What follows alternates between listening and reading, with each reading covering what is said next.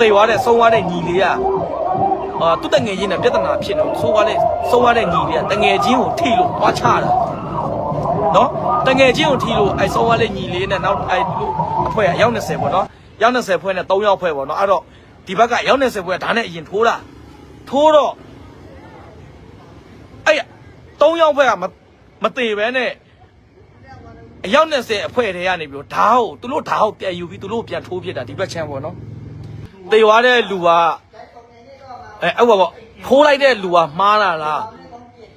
ထိုးခံတဲ့လူကမှားလာလားဆိုတာညီကိုလို့တရားစဉ်းစားတနခါလိန်နဲ့16လမ်းမှာပြဿနာဖြစ်ကြတဲ့အချိန်မှာဟိုဘက်ကဖိုးခံတဲ့ဘက်ကအယောက်20ရှိတယ်ထိုးရသူထိုးကိုထိုးတာဖိုးခံတဲ့ဘက်ကအရင်ဆုံးခေါင်းကိုရိုက်ခွဲတာဘီယာပလင်းနေတာအုံနိခဲနဲ့မခဲနဲ့လားမရိုက်ခွဲလိုက်တာဖိုးခံတဲ့ဘက်ကအရင်ဆုံးရိုက်ခွဲပြီးဓာတ်နဲ့ဝင်ထိုးတော့အခုဆုံးသွားတဲ့ညီလေးကနေပြီးတော့တငယ်ချင်းကိုထိလို့ဝင်ချတော့သူ့ဓာတ်ကိုယူပြီးတော့လှမ်းထိုးတာဓာတ်ကိုယူပြီးတော့တစ်ခါပြန်ထိုးလိုက်တာထိုးခံတဲ့ကောင်လေးကအကောင်လေးတေးလေးထိုးလိုက်တဲ့ကောင်ကကောင်ကြီးကကောင်ကြီးရလေအာတန်တယ်ပေါ့အဲ့လိုမျိုးလေးကျွန်တော်ဆရာတငယ်ချင်းပေါ့ဒီနေ့လူတက်မှုဖြစ်တာပေါ့နော်လူတက်မှုဖြစ်တဲ့တယောက်ကတော့မိသွားပြီပေါ့နော်တယောက်3ယောက်တော့နော်3ယောက်တဲ့3ယောက်ကိုတယောက်ကမိသွားပြီအခုတယောက်ကပြေးနေတယ်အကောင်ကရက်မတောက်တတ်ဘူးလို့ပြောတာပေါ့နော်အမှပြောတယ်ကျောင်းတငယ်ချင်းပဲတဲ့ဒါပေမဲ့ရက်မတောက်တတ်ဘူးဒီကောင်ပြဿနာဖြစ်တာတဲ့ဖြစ်တာတည်င်းမှန်ကျွန်တော်ပြောပြမယ်ဖြစ်တာတေသွားတဲ့ကောင်လေးကမဆိုင်ဘူးပေါ့နော်တေတဲ့ကောင်လေးဘာဖြစ်လို့တော့မဆိုင်ဘူးဟာတေတဲ့ကောင်မဆိုင်ဘူးတော့သူ့တငယ်ချင်းထီလို့ကျွန်တော် live လွှင့်နောက်ကျွန်တော်ပြောမယ်တည်င်းဖြစ်ရမှာကျွန်တော် live မေးကြည့်တာပေါ့နော်ကျွန်တော်လည်းမနေနိုင်ဘူး live မေးကြည့်တော့ဖြစ်တာဒီလိုမျိုးအမှရန်ဖြစ်ကြတယ်တနခါလိမ့်တာပေါ့နော်တနခါလိမ့်နဲ့စကားများကြတော့ဒီဘက်ထိုးခံဘက်ကဒါနဲ့ထိုးခံတဲ့ဘက်ကတငယ်ချင်းကရောက်20ရှိတယ်နော်အမားမှန်ကိုအခုကျွန်တော်လိုက်တယ်မှာကြည်နေညီကောင်မအမားမှန်ကိုကိုမကိုခွဲကြပါနော်ဒါနဲ့ထိုးခံရတဲ့လူကအယောက်20ရှိတယ်ရောက်20ဒါနဲ့ထိုးခံတာ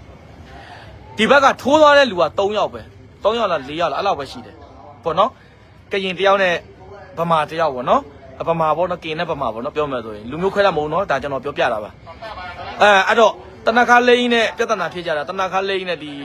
စကားများကြအချင်းတွေများတော့ပြဿနာရှာတာကဟိုဘက်ကရှာတာမဟုတ်ဒါနဲ့ထိုးလိုက်တဲ့ဘက်ကရှာတာမဟုတ်ခင်ဗျပြဿနာရှာနော်ဒါမဲ့ကျွန်တော်ကြားရင်တော့ဆဲမှာပေါ့နော်ဒါမဲ့ဘယ်လိုပဲဖြစ်ဖြစ်အမှန်တိုင်းကိုကျွန်တော်ချပြတယ်တေသွားတဲ့ဘက်ကဒါနဲ့ထိုးလိုက်တဲ့ဘက်ကရှာတာဟိုဘက်ကရှာတော့အခုတေသွားတဲ့ဆုံးသွားတဲ့ညီလေးကသူ့တငယ်ချင်းနဲ့ပြဿနာဖြစ်လို့ဆုံးသွားတဲ့ညီလေးကတငယ်ချင်းကိုထိလို့သွားချတာနော်တငယ်ချင်းကိုထိလို့ဆုံးသွားတဲ့ညီလေးနဲ့နောက်သူတို့အဖွဲ့အယောက်20ပေါ့နော်ယောက်20ဖွဲ့နဲ့3ယောက်ဖွဲ့ပေါ့နော်အဲ့တော့ဒီဘက်ကယောက်20ဖွဲ့ဓာတ်နဲ့အရင်ထိုးတော့3ယောက်ဖွဲ့ကမသေးပဲနဲ့အယောက်20အဖွဲ့တွေကနေပြီးတော့ဓာတ်ကိုသူတို့ဓာတ်ကိုပြန်ယူပြီးသူတို့ပြန်ထိုးပြတာဒီဘက်ချမ်းပေါ့နော်ဒီလိုကြီးတေသွားတဲ့ဆိုတော့ဟုတ်တယ်ဒီဘက်ချမ်းကျွန်တော်မပြောတတ်ဘူးအသေးပါထွက်သွားအသေးလားနှလုံးလားမထွက်လာပေါ့အသေးလားမထွက်လာပြဿနာအဲ့လိုမျိုးတေသွားတဲ့ဘက်ကပြဿနာရှာတာရောက်20တေသွားတဲ့ဘက်ကဒီမှာနေကြတာဒီမှာဒါကတော့တနင်္ဂနွေဈေးဆိုလူတိုင်းသိမှာပေါ့နော်တနင်္ဂနွေဈေးလူတိုင်းသိရဒါကတော့မာချိုင်နေဝစ်ဒီဘက်ကခေါ်ခုဒီဘက်ကနေဝစ်ဆွဲနေဆွဲဆောင်ဆွဲစမ်းစီဆွဲဟာဒီတန်းဆိုရင်ဒီဘက်ကဆွဲကောက်ဟုတ်ပါတန်းသွားပြီဆိုကျွန်တော်မနက်ကပြောတာဆွဲ30ပြီးတော့ဆွဲ17ဟိုဘက်7 13 14 15 16 18ရတော့မရှိတော့16မှာဖြစ်သွားတာဒါပေမဲ့အခုတယောက်တော့မိထားတယ်နော်ဒါနဲ့ထိုးတဲ့ကောင်လေးတော့မိထားတယ်အခုကဒါပေမဲ့ဒါနဲ့ထိုးတဲ့ဘက်ကကျတော့အကောင်လေးကအခုထိုးလိုက်တဲ့ကောင်လေးကအရက်မတောက်တတ်ဘူးတဲ့ဒါအကောင်လေးတော့လွတ်နေတယ်ဒါသူတို့ထဲမှာပါတဲ့ကောင်တော့မိထားတယ်အကောင်လေးကတော့မဲကောင်ဘက်ကိုပြေးသွားလို့တည်င်းကြားတာပေါ့နော်တည်င်းကတော့အမှန်ကန်ကြားတာပဲဒါပေမဲ့တောင်းတထီးလုံးမယ်ဆိုတော့ကျွန်တော်တို့ကဘာမှလုပ်လို့မရဘူးလေနော်မေးလို့ရတခုလောက်တပါအောင်လဲအခုတေသွားတဲ့ညီလေးကလည်း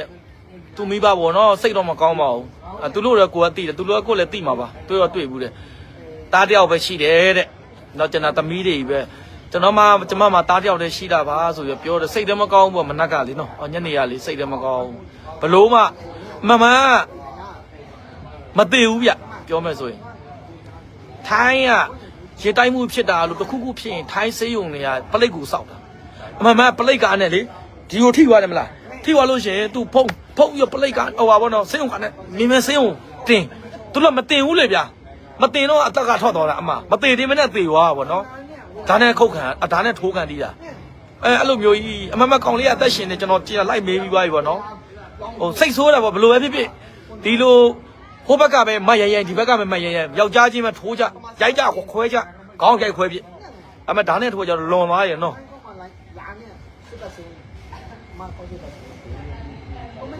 ဟုတ်တယ်အခုနေခဲ့တဲ့ကျင်ကအခုတေသွားတဲ့ညီလေးကဒီမာချန်ရဲ့နေဝိကဘက်ကပဲဗောနော်အခုဟိုဒါနဲ့ထိုးလိုက်တဲ့ကောင်တွေကဒီရကောင်မဟုတ်အဝေးကကောင်တွေသူတို့တော့အခုသူပြောတာအဖိုးကြီးခုနကကျွန်တော်ပြောတာအဖိုးကြီးမေးရွားကြီးတတင်းတော့အဖိုးကြီးကျွန်တော်ဆရာရဲ့တငယ်ချင်းကိုကျွန်တော်မေးရွားတယ်သူကပြောတာဟိုအကောင်တွေအခုထိုးတဲ့ကောင်တွေကဆိုင်ငယ်အနီရောင်လေးနဲ့ဟိုကလစ်ပိန်နဲ့ခစ်သူပြောစီတန်းသူပြောတယ်ဗောနော်အနီရောင်လေးနဲ့ဗောတနက်နဲ့ပြက်တာမဟုတ်ဘူးဒါကဒီလိုခလုတ်နဲ့နှိပ်တဲ့ဓာလေးခလုတ်နဲ့နှိပ်တာဖက်တယ်ထွက်သွားခလုတ်နဲ့နှိပ်တဲ့ဓာအဓာနဲ့ထိုးတာဒီဘက်ကထိုးတာတေဝါတဲ့ဘက်ကထိုးတာအဲ့တော့ဟိုဘက်ကနေကပြန်ယူပြီးတော့ပြန်ထိုးတာပြောပြမယ်မထိုးလိုက်လွင့်နေလေဖုံးမထိုးနဲ့လေဒီတနက်ခါလိမ့်နဲ့ပြဿနာဖြစ်တော့လီးလုံးနဲ့လိုက်လွင့်နေမိငါလိုလိုက်လွင့်နေဘာလို့မှဖုံးထိုးလားဟိုလို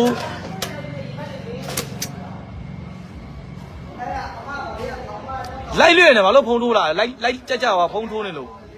မူဗီရန်ဖြစ်တာလားအဲ့လိုပဲပြောအောင်ပါဗောသူ့ဓာတ်နဲ့သူပြန်ထိုးထိတာဟုတ်တယ်အဲ့လိုမျိုးပြောပါဟုတ်တယ်မမှန်တေဝတဲ့ကောင်လေးကသူနဲ့ဖြစ်တာမဟုတ်ဘူးကောင်လေးကလည်းမဖြစ်ဘူးသူကသူနေတာပါတငယ်ချင်းထိတယ်ပြောပြမယ်ဒီဘက်ကအယောက်20ဟိုဘက်က3ယောက်ဖြစ်တော့ဟိုဘက်ကအယောက်20ထွက်ပြေးကြတတိကောင်နဲ့စဉ်းစားကြည့်တတိကယောက်ျားတွေကတတိကောင်နဲ့အခုအကောင်3ယောက်ပရိတ်ကခေါ်သွားတယ်ဗောနော်စစ်စီးမှာဗောနော်ဟိုတယောက်ကတော့မိထားတယ်2ယောက်ကြံသေးတယ်အခုကတဝဲနော်မြန်မာလူမျိုးပဲမြန်မာနိုင်ငံသားတဝဲပဲဟိုဘက်ကထိုးလိုက်တော့ဗမာနဲ့ကရင်ဗောနော်မြန်မာနိုင်ငံသားပဲရင်ပတ်ထီတော့ဘယ်ဆေးအောင်မှမမိဘူးဆိုတော့အပြောမရအောင်တော့သူများတွေတနက်ကြည်ပေါက်သွားတော့သိဟိုမသေးတဲ့လူရှိတယ်ဗျ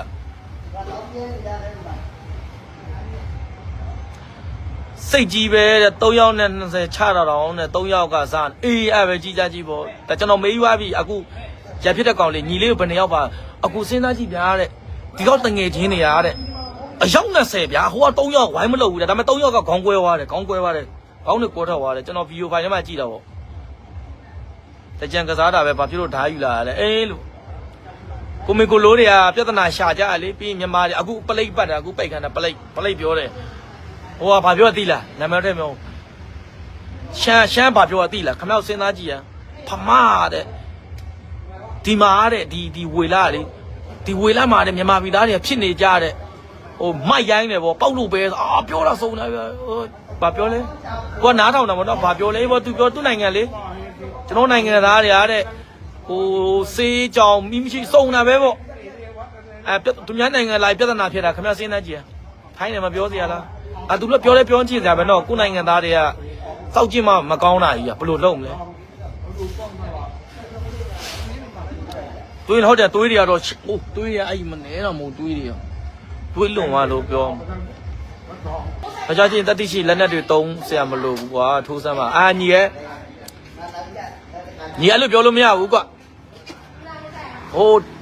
တေသွားတဲ့ကောင်အခုကပြောပြမယ်ညီရဲ့အခုကအမှန်တရားကိုပြောပြရနော်ကျွန်တော်မှားတာပိုင်တယ်ကျွန်တော်စကားပြောတာမှားတာရှိတယ်ကျွန်တော်တောင်းပန်တယ်အမှန်တရားကိုကျွန်တော်ပြောပြမယ်ဆိုရင်တေသွားတဲ့လူကအဲ့ပေါ့ထိုးလိုက်တဲ့လူကမှားလာလားဟိုထိုးခံတဲ့လူကမှားလာလားဆိုတာညီကိုလို့တရားစဉ်းစားတနခါလိန်နဲ့16လမ်းမှာပြဿနာဖြစ်ကြတဲ့အချိန်မှာဟိုဘက်ကဖိုးခံတဲ့ဘက်ကအယောက်20ရှိတယ်ထိုးရသူထိုးကိုထိုးတာ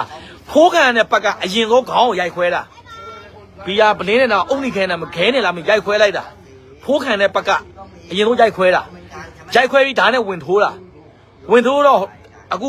ဆုံးသွားတဲ့ညီလေးကနေပြီးတော့တငယ်ချင်းကိုထီလို့ဝင်ချတာဝင်ချတော့သူ့ဓာတ်ကိုယူပြီးတော့လှမ်းထိုးတာဓာတ်ကိုယူပြီးတော့တစ်ခါပြန်ထိုးလိုက်တာဖိုးခံတဲ့ကောင်လေးကအကောင်လေးကတေးသေးလေးဟာထိုးလိုက်တဲ့ကောင်ကကောင်ကြီးကကောင်ကြီးရလေအာတန်တယ်ပေါ့အေးအဲ့လိုမျိုးလေးတွေပေါ့နော်အဲ့လိုမျိုးလေးအာတန်တယ်ပေါ့ခုကကောင်မှုနဲ့ငွေလွင်ငွေလိုက်ရင်နဲ့ရနိုင်တယ်တဲ့အဲ့လိုလည်းပြောလို့အမှန်တိုင်းဖွင့်ရင်တော့ရတယ်ထိုင်းကအမှန်တိုင်းမဖွင့်ရင်တော့မရဒါပေမဲ့ထိုင်းနိုင်ငံသားမြန်မာနိုင်ငံသားဆိုရင်တော့ပြောမရဘူးလေပတ်စံတော့ကုန်မော5-5သိန်းတော့ကုန်မော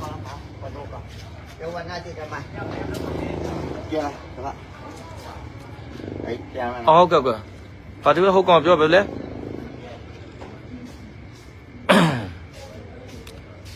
ကိုကြီးတဲ့မိသွားမိတရားခံမိသွားပါလေတယောက်မိသွားတယ်နှစ်ယောက်ကတော့တယောက်ကမဲကောင်ပါလို့တင်ကြားတယ်ဒီမှာဒီနာညီလေးရဲ့တငယ်ချင်းတဲ့မြန်မာလူပြောတယ်ဗမာလူမပြောနဲ့ငါတို့ကဗမာတွေတဲ့တတ်ငါတို့အစေးခံရတယ်တဲ့ဂျာပလိတ်ယုံကျွန်တော်နဲ့မတည့်ဘူးခဏပလိတ်ခွေးနဲ့စကားများညီလေးဘဒုပြောနေတာမင်းတို့ကစာဖတ်ရင်လည်းဖတ်တယ်ငါဘလော့ပြင်မယ်နော်ဘလော့ပြင်မယ်ငါကောက်ကြည့်မရဘူးဘယ်လိုလဲမိသွားလဲဒါအမှပဲမိသွားတယ်မိသွားတာခေါင်းကွဲတာခေါင်းကွဲသွားတာခေါင်းမှာသွေးတွေကြီးပဲခေါင်းကွဲတော့နော်သွေးထွက်နေအဲ့ဟောအမှမိသွားတာအချိန်မှာပဲဘယ်စာတိလဲတဲ့မသိဘူးဗျတဝယ်ပဲဗျဆုံးသွားတဲ့ညီလေးကတော့တဝယ်ပဲဒါပေမဲ့ကျွန်တော်ကတော့ဘိတ်ပဲဖြစ်ဖြစ်ပလောပဲဖြစ်ဖြစ်တဝယ်ပဲဖြစ်ကျွန်တော်နော်ရန်အောင်ပဲဖြစ်ဖြစ်ကျွန်တော်ခေါ်တာတဝယ်ပဲခေါ်တာကျွန်တော်အဲ့တော့မသိဘူးပေါ့နော်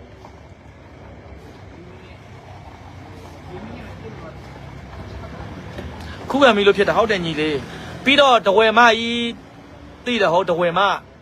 ဒါဘယ်ရွာလဲတော့မသိဘူးနော်ကျွန်တော်တဝယ်ပဲပြောတာပလောဘက်ကပြောတာပလောဘကဟိုတနေ့ကကျွန်တော် line ဝတင်တာတွေ့မှာပေါ့ယောက်ျားလေးကနေပြီးတော့ main ကလေးကိုထိုးတာကလေးကိစ္စနဲ့အဆေးရုံမှာကျွန်တော်သွားမကြည့်ရသေးဘူးဒါပေမဲ့တော့အခုတော့9000ကျော်ကုန်သွားပြီနှာခေါင်းကဒီလိုကြီးနှာခေါင်းဒီလိုဖြစ်အခုတော့တဲ့သွားပြီပေါ့နော်တတင်းကိုကျွန်တော်တခါတည်းအဲ့နေ့ကျွန်တော် live လူမျိုးကျွန်တော်အနာရောက်လို့ရှင် live လုပ်အောင်မယ်လူတွေကတတင်းကိုမဟုတ်မှန်မှန်နဲ့ရှောက်တင်တာဟမ်တတင်းကိုမဟုတ်မှန်မှန်နဲ့ရှောက်တင်တာကျွန်တော်ကပြဿနာဖြစ်တဲ့နေရာကျွန်တော်တို့ရှိတယ်ကျွန်တော်တို့သွားတယ်တတင်းအမှန်ကျွန်တော်တို့တဲ့ရောက်ကျွန်တော်တို့က follower like တွေလာမပေးနဲ့ကျွန်တော်စိတ်ဝင်မစားဘူးနော် follower like တွေကျွန်တော်စိတ်ဝင်စားကျွန်တော်စိတ်ဝင်စားပတ်စံတချို့ကောင်တွေက follower like တွေရဖို့ရေ follower တက်ရင်စောက်ဆန်ရတယ်အဲ့တော့ရဖို့ရေကိုတတင်းတွေကိုပောက်ကြရတယ်ရှောက်တင်ဟိုမှလည်းဘန်ကောက်မှလည်းတိုက်ပြိုကြတယ်လူကလွတ်သွားတယ်တယောက်ဟိုအရှင်ပေါ့နော်တယောက်မိတယ်ဆိုမဟုတ်ဘူးအကုန်သေးတာတတင်းတွေကအမှန်တွေကိုမတည်ဘူးရှောက်ပြီးတော့ follower like တွေလိုချင်တိုင်းနဲ့မြန်မာတွေစိတ်တက်ကတာမှကိုယူလာနဲ့ကိုဟုတ်တယ်ညီလေးကိုယူလာနဲ့ဓာတ်နဲ့ကိုထိုးကန်တည်တယ်အဲ့လိုပြောအောင်မဆုံးသွားတဲ့ညီလေးကကျွန်တော်ပြောပြမယ်နော်ခုနကျွန်တော်ဟိုတဝယ်လားကလောလားဘိတ်လားရန်အောင်လားမသိဘူးဒါပေမဲ့ကျွန်တော်တဝယ်ပဲခေါ်တာပေါ့နော်မပိုင်တော့တောင်းမှကျွန်တော်တဝယ်ပဲခေါ်တာစိတ်မကောင်းလိုက်တာတဝယ်သားဆိုတော့တဲ့လူမျိုးတွေခွဲတော့ချစ်ဖို့ကောင်းတော့နှခမ်းခွဲခင်ဗျားလို့ချစ်ဖို့မကောင်းနှခမ်းခွဲခင်ဗျားလို့တုံမှာကျွန်တော်ပဲမတော့အမကျွန်တော်တို့လူကြည့်တာပေါ့ပြဿနာပေးမဖြစ်ဖို့ဝိုင်းမကြည့်ပြီးတာခုခံရင်လည်း3ယောက်သေမှာတဲ့ဟုတ်တယ်မခုခံရင်သေမှာပဲ3ယောက်စလုံးကအဲ့တော့ခေါင်းကွဲသွားတယ်လေ